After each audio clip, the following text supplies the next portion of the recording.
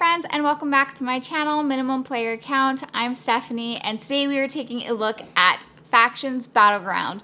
This is a game for 2 to 4 players and plays around 30 to 45 minutes. This is a partial prototype of the game, so I'm only going to be showing you 4 of the 8 factions available that you can get in the Kickstarter.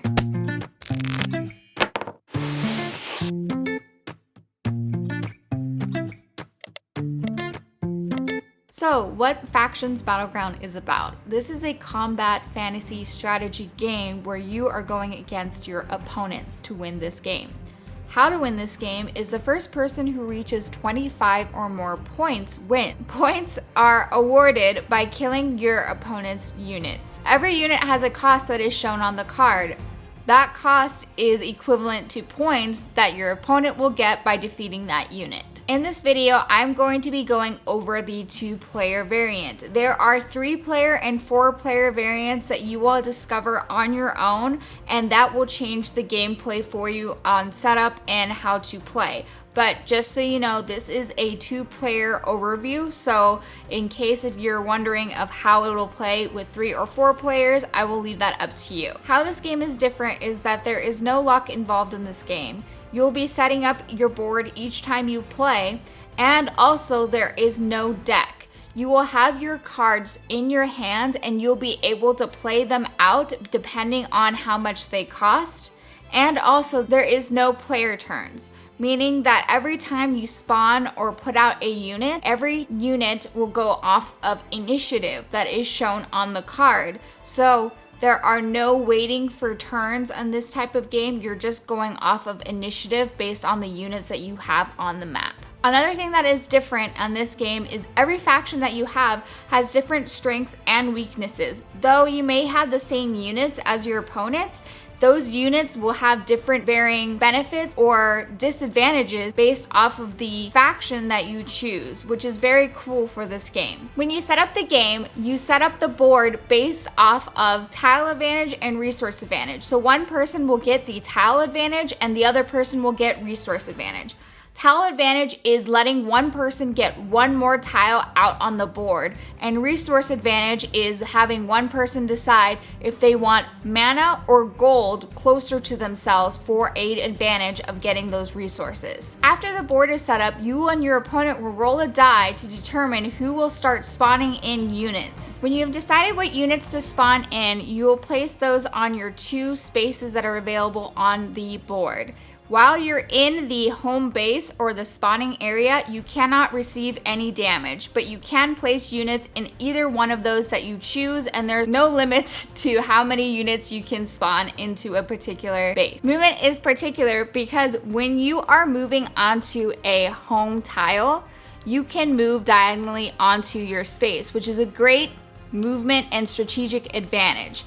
If you are moving onto an opponent's tile, you can move with basic movement, which is horizontally, and vertically, which is the regular movement that you can also take while moving onto your home tiles. Another important thing to note is if you do decide to move onto a place with water on there, that automatically stops your movement for that turn, so you cannot continue movement from there. This game has a wide range of units that I do want to cover before I go into the specific factions. Those units will have different abilities and movements that you can do, so let's cover those one at a time. You have your regular melee units, which are able to do close combat and don't really have any specific advantages or disadvantages. Depends on the faction that you choose and what it says on the specific unit that you have. Every faction has those melee units, and they are your foundation. The next one I want to cover is captains. Captains are important because when it comes to ties and breaking ties on terms of initiative, the more captains that you have on the board means that you will go first when it comes to initiative. If you are tied on the amount of captains that you have, then it moves to whoever has the most units on the board.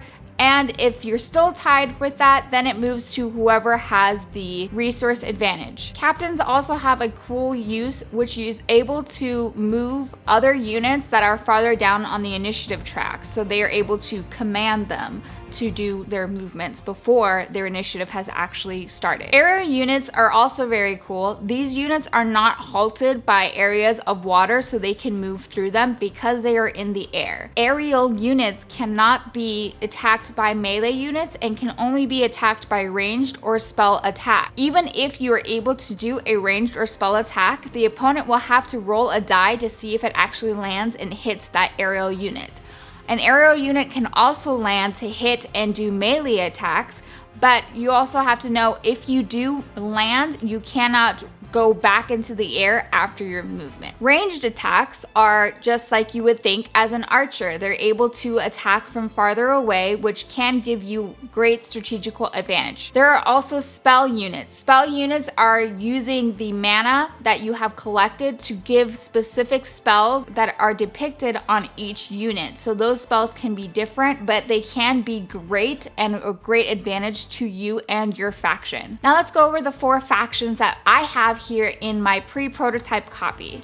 So the first faction I'm going to go over is the Zermano faction. Is a water-based faction where they do not have to halt on water spaces. They actually make water spaces their home base, and they do not have to spawn in their regular home base because any space that has water on it can be their Zermano spawn point. The next faction I'm going to go over is the Doomsand faction. This faction has spells and they utilize spells more efficiently than the other factions, and they also have a special skill called Kidnap, which you're able to take other units from your enemies, which is pretty cool. The next one I'm going to go over is the Parada faction. These are the archers or the ranged attack unit. They live in the forest areas and they really thrive in making those long ranged attacks, and a lot of these units are greatly beneficial if they use those ranged attacks. The next one I'm going to go over is the Zion faction. The Zion faction uses aerial units and defensive skills. This faction specializes in those aerial units, so you will probably have a little bit more strategical advantage when it comes to those aerial units. Another thing that I do want to go over in this game is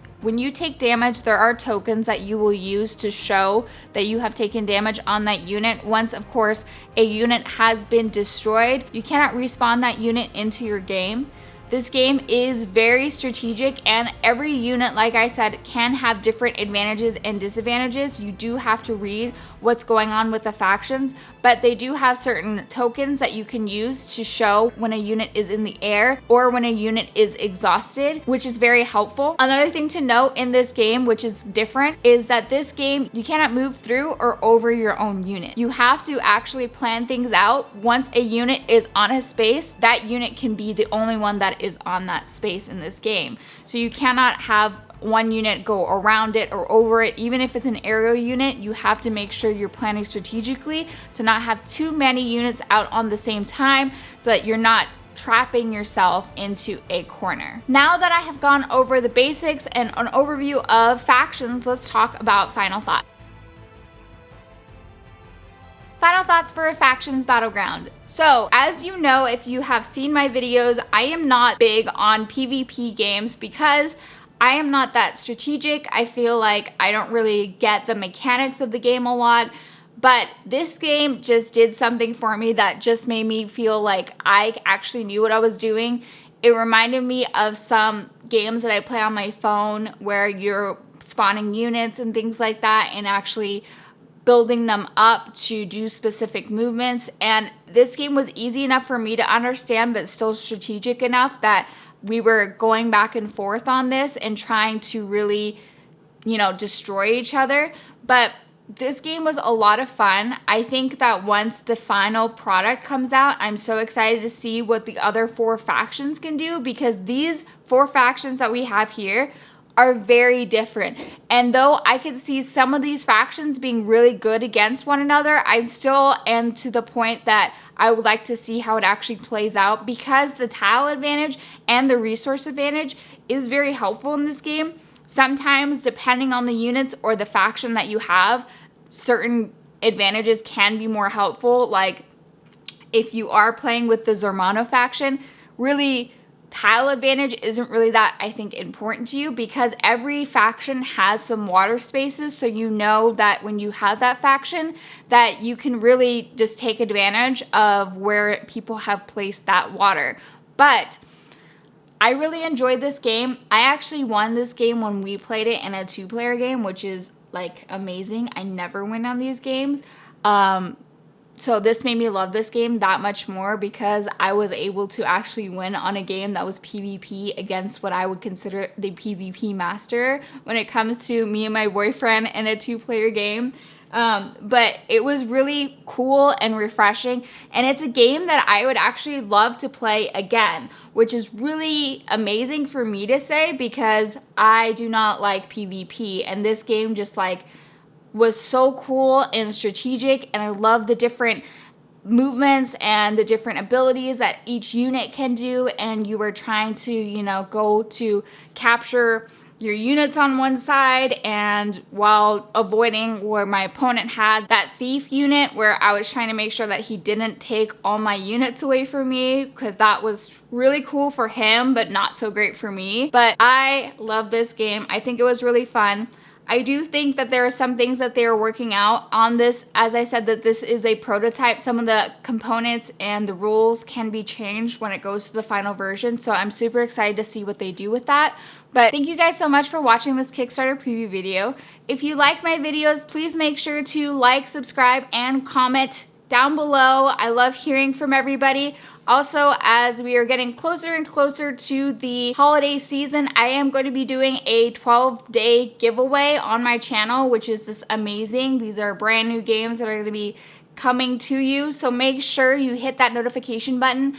But thank you guys so much for watching, and I will see you next time. It basically stops your movement for that turn, so you cannot continue movement from there. I know, it sucks, huh?